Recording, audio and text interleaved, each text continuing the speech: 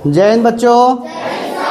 देखिए आज शनिवार है और हर एक शनिवार को हम लोग एक विषय के साथ आते हैं और आज का जो विषय है नाव दुर्घटना एवं पानी में डूबने से बचाव कैसे करें, इसके बारे में हम लोग जानेंगे।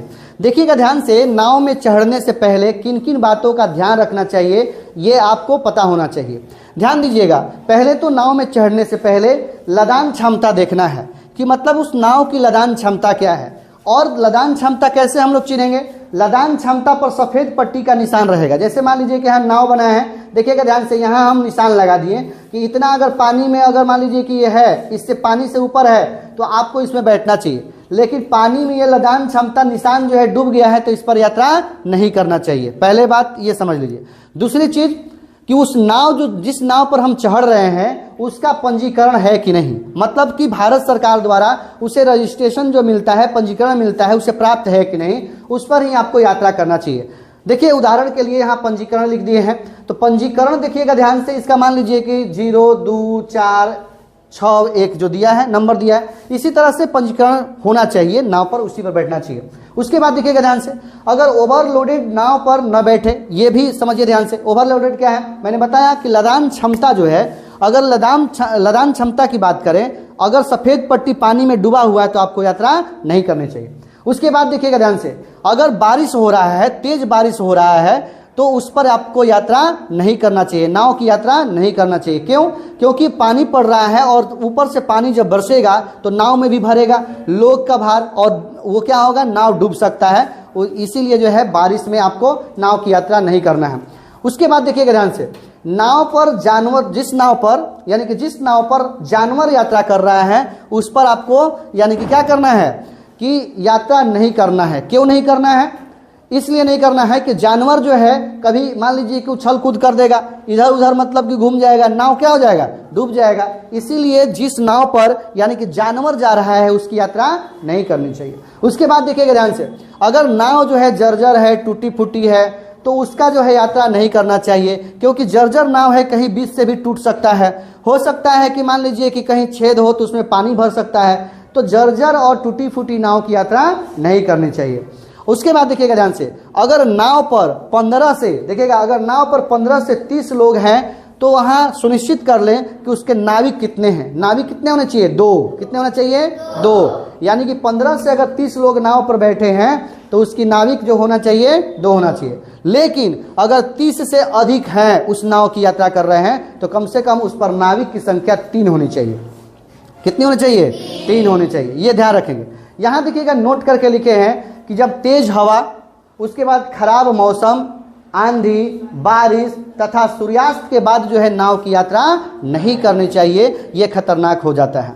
एक और बात समझ लीजिए ध्यान से, नाव पर चढ़ने के पहले यह भी देख लें कि उस नाव में लाइफ जैकेट है कि नहीं। मतलब कि जो इस तरह का जैकेट मिलता है, लाइफ जैकेट है, मतलब कि जीवन को बचाने के लिए एक जैकेट मिलता है, उसी को लाइफ जैकेट के नाम से जाना जाता है। समझिए ध्यान से, तो वो जो है पहन लीजिएगा तो आप पानी में डूबिएगा नहीं, कम से कम ऊपर में आप तैरते रहिएगा।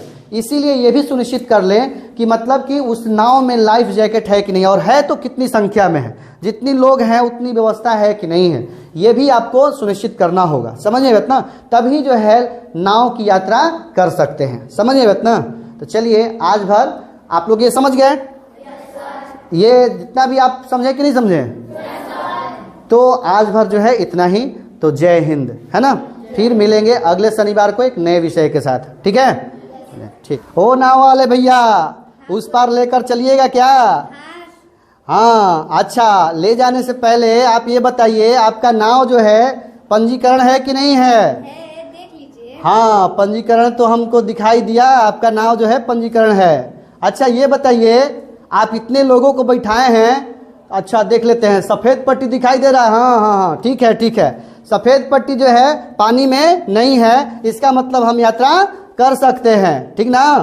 अच्छा ये बताइए कि अगर मान लीजिए कि यहाँ 15 से अगर 30 यात्री आप लोड किए हैं तो आप अकेले हैं, तो 15 से 30 तो अधिक नहीं ना है नाव में? नहीं। हाँ, तब जो है हम यात्रा इस पर करेंगे, ठीक ना। तो चलिए हम लोग आकर इसमें सवार हो जाते हैं, ठीक ना। मान लीजिए कि अगर मान लीजिए कि नाव में जो है जानवर आप लेकर जाते हैं तो क्या यात्री को बैठाते हैं? नहीं। हाँ, क्योंकि जानवर जो है यानी कि अगर नाव में रहेगा तो यात्री को यानी कि नहीं ले जाना चाहिए। आप बताइए ध्यान से। और समय पर जो है नाव की मरम्मत कराते हैं कि नहीं कराते हैं? हाँ, समय पर जो है यानी कि नाव का मरम्मत भी करवाना चाहिए ताकि जो है लोगों को क्षतिग्रस्त न हो। आप ये बताइए कि अगर तेज बारिश हो रहा है पर यात्री बैठाकर यात्रा कराते हैं? नहीं कराना चाहिए। क्या करना चाहिए? नहीं कराना चाहिए। उसमें देखिएगा ध्यान से, क्या आप मान लीजिए कि शाम हो रहा है, रात्रि हो रहा है ना, अंधेरा हो रहा है, तो क्या आप नाव को लेकर उस पर जाएंगे कि नहीं जाएंगे? नहीं जाएंगे। ये सब भी आप लोग को भी देखना है, समझ गई बात ना। अगर मान लीजिए कि अगर आंधी तूफान आ गया तेज, तो आप जो है इतने लोगों को बैठाए हैं, तो मान लीजिए कि क्षतिग्रस्त हो जाए नाव, क्या हो जाए? नाव क्षतिग्रस्त हो जाए, तो आप जो है लाइफ जैकेट रखे हैं कि नहीं रखे हैं?